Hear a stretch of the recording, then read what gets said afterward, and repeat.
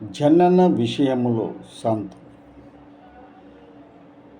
ఒక ప్రసవంలో ఒకటి కన్నా ఎక్కువ ఎందరు పుట్టినను యమల జనిత దోషం ఏర్పడుతుంది. దీనికి 800 నక్షత్ర జపము, 1100 అపమృత్యు దోష జపము, గో ప్రసవ శాంతి, శంకరునికి అభిషేకం చేయించాలి.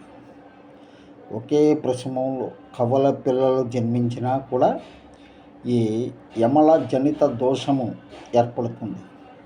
దీనికి 800 నక్షత్ర జపము, 1100 అపమృత్యు దోష జపము, నివారణ జపము, గో ప్రసవ శాంతి జరిపించాలి. అనంతరము శంకరునికి అభిషేకం చేయించుట శుభప్రదంగా ఉంటుంది. గమనించండి.